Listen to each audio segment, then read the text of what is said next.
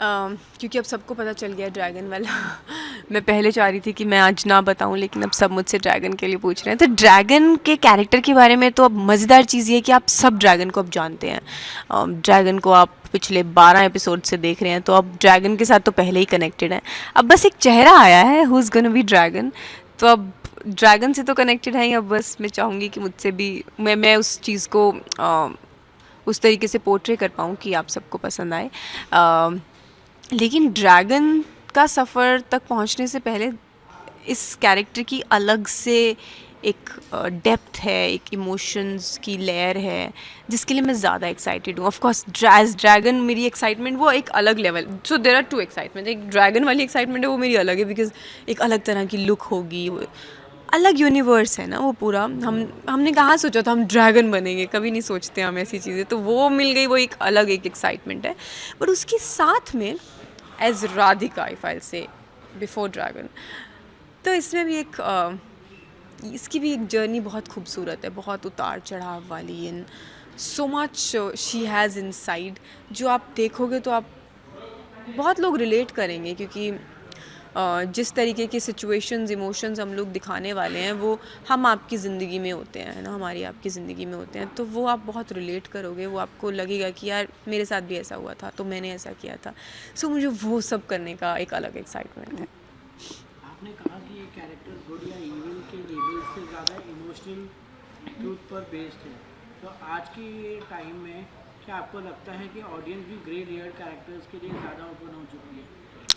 मैं अपनी बात कर सकती हूँ एज ऑडियंस, तो आई विल से कि येस, पहले भी थे आई थिंक हम लोग, लेकिन अभी हाँ, मुझे मुझे लग रहा है रिसेंटली लोग ज़्यादा इस बारे में बातें करने लगे हैं। हमेशा से हमें पसंद ही थे ग्रे शेड्स, तो देखना हमें मज़ा आता है कि जब कोई अपनी बाउंड्री के बियॉन्ड जाके कुछ करता है, तो हमें मज़ा आता है वो देखने में कि अच्छा ये इस सिचुएशन में कैसे एक्ट करेगा, रिएक्ट करेगा।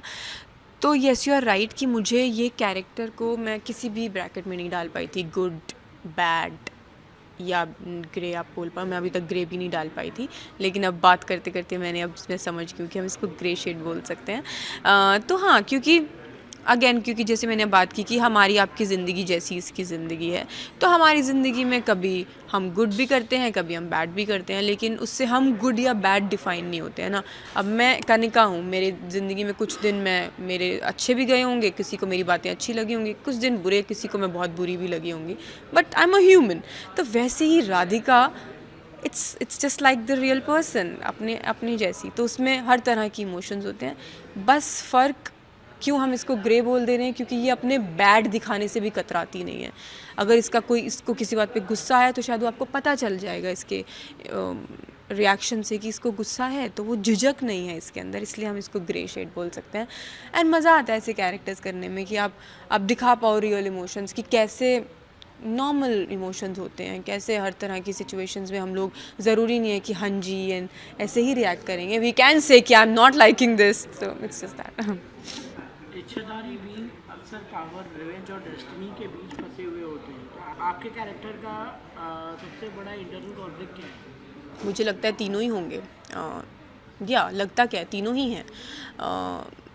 डेस्टिनी भी हो सकती है, पावर भी हो सकता है, रिवेंज भी हो सकता है, और उसके अपने इमोशंस हैं, वो उसी से जनरेट हुए हैं उन सब सिचुएशंस की वजह से। तो वो सब चीज़ें हैं। मज़ा आएगा आपको देखने में। आप ये पूरी जर्नी आप जब देखोगे राधिका की, तो आपको मज़ा आएगा।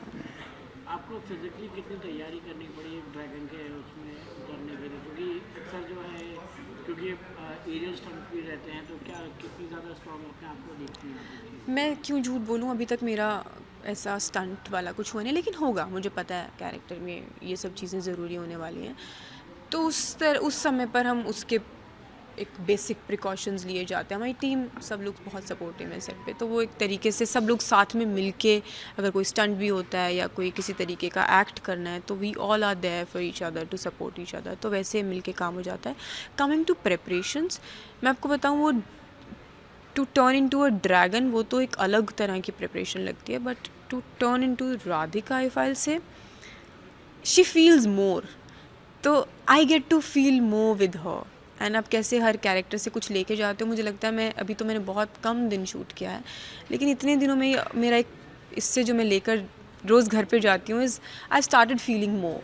तो ये एक, अब उसको प्रिपरेशन लगा लो या कुछ भी लगा लो, मेरे साथ तो ये होता है मैं जो कैरेक्टर कर रही हूँ तो मैं थोड़ा थोड़ा उस जैसा जीने भी लग जाती हूँ, मुझे मज़ा आ रहा होता है। तो अभी मुझे मज़ा आ रहा है राधिका की तरह जी के, she feels a little extra. अच्छा, आपके पहले के रोल जो है काफ़ी इमोशनली एक्सप्रेसिव रहे हैं, जबकि ये कैरेक्टर आपका इनवर्ड और रिस्ट्रेंड है, तो एज एन एक्टर कितना ज़्यादा चैलेंजिंग होता है इमोशंस को बाहर लाना या उन्हें कंट्रोल में रखना? इमोशनली एक्सप्रेसिव ये भी कैरेक्टर है, बट आई अंडरस्टैंड आप क्या बात बोल रहे हो कि मेरे पिछले कैरेक्टर्स बिल्कुल ही इट्स लाइक अपना दिल हथेली पर ही लेकर चलते थे कि हाँ हैं, ऐसे बहुत bubbliness and she is to be like all over the place and ऐसे रहते थे मेरे कैरेक्टर्स। ये पहला कैरेक्टर है जिस सब तरीके से कंट्रोल्ड है, physically also she is controlled, she walks एक तरीके से, बोलेगी एक तरीके से, तो एक रिस्ट्रेंड ऑफ कोर्स है।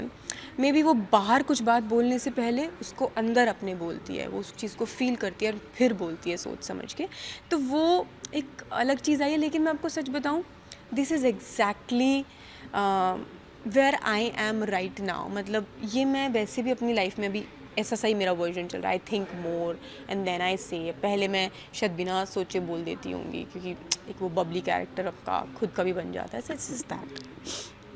जब इमोशनल डायलॉग के थ्रू नहीं बल्कि साइलेंस, बॉडी लैंग्वेज और आइज़ के थ्रू दिखाने होते हैं, तो आप अपने प्रिपरेशन कैसे करते हैं?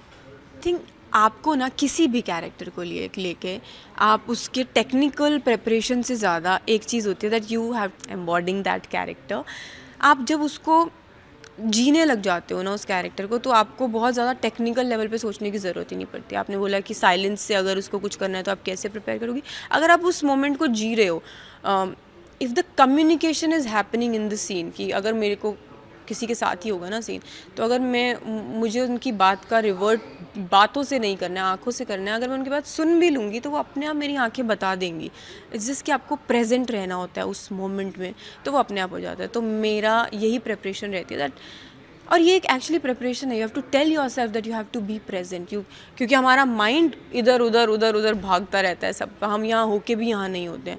तो बस उतनी प्रिपरेशन होती है कि इन एक्टिंग आई थिंक यही सबसे मेन प्रिपरेशन है, that you have to be, listen, be there. अच्छा, आप काफ़ी टाइम के बाद ये रोल कर रही हैं, मतलब बीच में आपने ब्रेक लिया हुआ था, तो अपने ब्रेक को कॉन्शियस चॉइस कहा। इस फेज में आप अपने बारे में सबसे इम्पोर्टेंट रियलाइजेशन क्या की जब आपने ब्रेक ली थी? या मैं इसको एक्चुअली ब्रेक नहीं बोलती हूँ, क्योंकि it's not that I was sitting at home, I was experimenting with other things, with other languages. लेकिन हाँ, टीवी वाले प्लेटफॉर्म से डेफिनेटली मैंने ब्रेक लिया था। एंड मुझे था कि मैं किसी नई चीज़ के साथ आऊँ, नई चीज़, ऐसा नहीं कि मैंने कुछ अलग ऐसा करना है, लेकिन हाँ मैं चाहती थी in terms of my character, या मैं किस तरीके से एक चीज़ को पोर्ट्रे करूँ, वो थोड़ा अलग करूँ, क्योंकि ये मेरी हमेशा से कोशिश रहती है एंड मैंने ऐसा ही किया है। ये मेरा 4th टीवी पे प्रोजेक्ट होगा, और मुझे था कि ये जब मैं लेकर आऊँ तो कुछ तो एक नया वर्जन देखने को मिले मेरी ऑडियंस को। तो वैसा था, मैंने खुद के बारे में क्या जाना उस पर हम एक पूरा पॉडकास्ट करेंगे, क्योंकि मैंने बहुत कुछ जाना। तो प्लीज़ उस पर आप दोबारा आइएगा, मैं आपको पूरा पॉडकास्ट दूँगी। क्या आपको लगता है कि थोड़ा रुकना सिर्फ बेटर प्रोजेक्ट्स नहीं बल्कि बेटर क्लैरिटी भी देते हैं? 100% पॉजेज़, मैं आपको बताऊं, अब मैं आपसे बात कर रही हूँ, मेरे शब्दों के बीच में पॉजेज़ आ रहे हैं, अगर ये पॉजेज़ मैं नहीं लूँगी तो मेरी ये it will be just noise, आपको कुछ समझ ही नहीं आएगा मैं क्या बोल रही हूँ।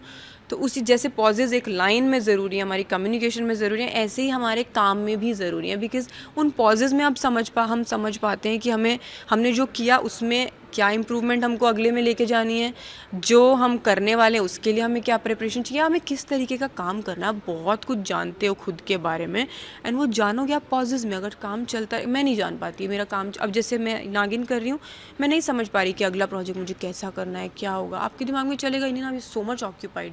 अब अगर मैं 2 दिन घर बैठूँगी तो मुझे समझ आएगा कि यार अब शायद मुझे यहाँ जाना है करियर में, सो इट्स वेरी इंपॉर्टेंट।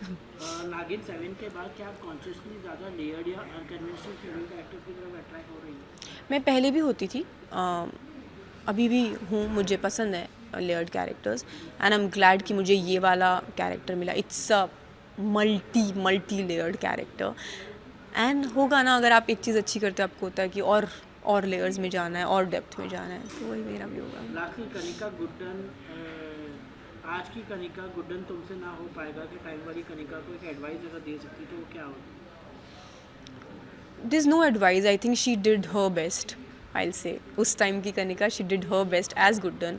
तो I'm happy. मतलब मैं कुछ ऐसा मुझे नहीं लगता कि मुझे कुछ चेंज मैं सोचूं कि ऐसा कर लेती तो ऐसा हो जाता. नहीं, उसको मुझे उस टाइम वाली को जितनी समझ थी, जितनी इच्छाएं थी वो सब मैंने पूरी की. जितनी समझ थी उस तरीके से मैंने काम किया और अपनी लाइफ जी. तो नो एडवाइसेस. एक good baby, you killed it.